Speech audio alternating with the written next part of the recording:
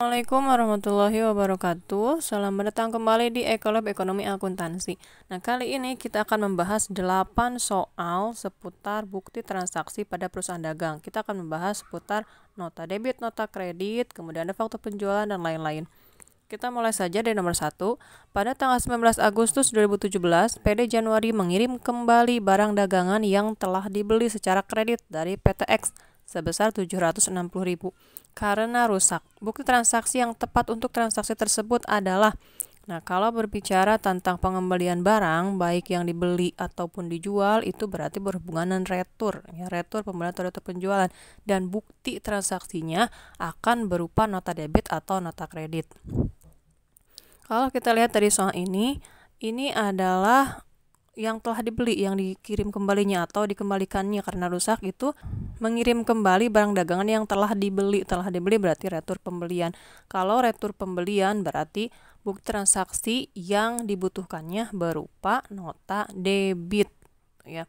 Karena kenapa nota debit? Karena kalau pembeliannya secara kredit berarti kan hutang bagi si pembeli, ya, hutang. Karena barangnya dikembalikan lagi sebagian, berarti hutangnya akan berkurang. Makanya maksudnya kenapa disebut nota debit, maksudnya itu adalah debitkan hutang saya gitu, karena yang mengirim nota debit adalah pembeli gitu. Berarti jawaban yang betul adalah yang A, nota debit. Kalau nota kredit berarti sebaliknya, itu untuk pengembalian atau retur penjualan. Soal yang kedua, perhatikan macam-macam bukti transaksi berikut. Ada nota kontan, nota debit, nota kredit, faktur penjualan, dan faktur pembelian. Bukti transaksi yang tepat untuk transaksi pembelian barang dagangan secara tunai ditunjukkan oleh nomor berapa? Nah, kalau secara tunai berarti jawabannya adalah yang nota kontan. Kalau nota debit, nota kredit berarti itu retur penjualan dan retur pembelian secara kredit, pembeliannya secara kredit atau penjualan secara kredit.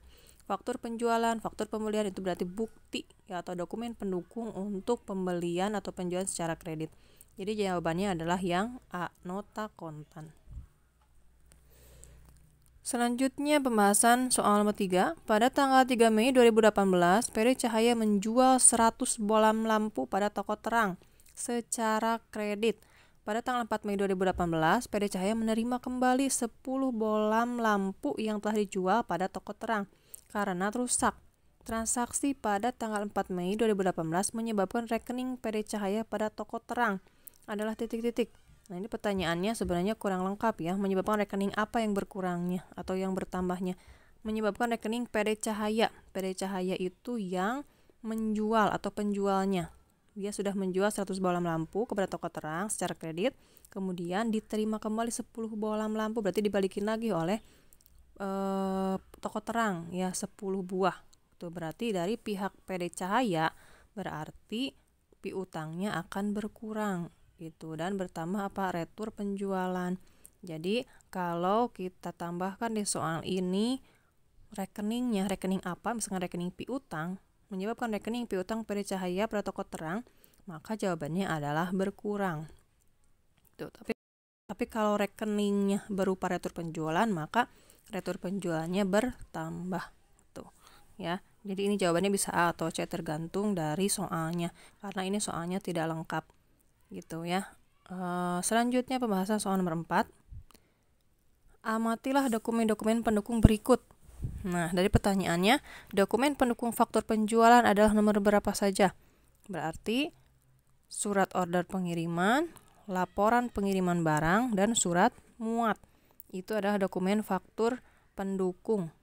Dokumen pendukung faktur penjualan. Kalau Pita Register Kas itu biasanya untuk yang berhubungan dengan uang, ya, pengeluaran uang. Tuh, daftar rekap gaji ini juga untuk pembayaran gaji atau beban gitu biasanya. Jadi jawabannya adalah yang A, 1, 2, dan 3. Selanjutnya nomor 5, perusahaan yang membeli barang untuk dijual kembali agar mendapatkan laba disebut dengan apa? Ini disebut dengan perusahaan dagang. Kalau perusahaan ekstraktif itu perusahaan yang kegiatannya mengolah bahan yang langsung dari alam, ekstraktif. Tuh, ya, seperti batu bara. Agraris ini biasanya pertanian. Perusahaan jasa berarti menjual jasa. Perusahaan manufaktur berarti perusahaan yang mengolah bahan mentah menjadi barang jadi. Soal nomor 6. Pada tanggal 8 Juli 2017, dibeli barang dagangan pada UD Mentari secara tunai sebesar 1.650.000. Bukti transaksi yang tepat untuk transaksi tersebut adalah, nah di garis bawahi ini pembeliannya secara tunai, berarti buktinya adalah nota kontan. Kalau nota debit, nota kredit, faktur pembelian, faktur penjualan itu transaksi pembelian atau penjualan secara kredit. Oke, nomor 7, dokumen pendukung untuk dokumen sumber nota debit adalah dokumen pendukung untuk dokumen sumber nota debit adalah yang mana? Jawabannya adalah laporan pengiriman barang. Ya, coba dilihat lagi atau ditonton lagi video sebelumnya yang membahas tentang dokumen sumber pendukung dari transaksi perusahaan dagang. Soal nomor 8, pada tanggal 11 Agustus 2017 dibeli barang dagangan pada toko Maharani sebesar 4.750.000 dengan syarat 2/10 N/30. Akun-akun yang terpengaruh transaksi di atas adalah, nah ini di garis bawahi, dibeli barang dagangan dengan syarat. Dengan syarat itu berarti secara kredit, syaratnya adalah 2/10 N/30. Artinya pembayaran dilakukan paling lambat 30 hari setelah tanggal faktur, dan apabila dibayar dalam jangka waktu 10 hari atau kurang akan mendapat potongan 2%. Pokoknya kalau tidak ada kata tunai atau apapun tapi ada syaratnya, berarti itu penjualan atau pembelian secara kredit. Maka jawaban untuk nomor 8 ini adalah, karena ini pembelian kredit, berarti yang terpengaruhnya adalah utang dagang bertambah dan pembelian bertambah. Jadi jawabannya adalah yang B. Oke, cukup ya pembahasan 8 soal ini. Mudah-mudahan bisa menambah wawasan, pengetahuan teman-teman tentang bagaimana atau apa saja dokumen transaksi yang dipakai dalam perusahaan dagang. Terima kasih. Wassalamualaikum warahmatullahi wabarakatuh.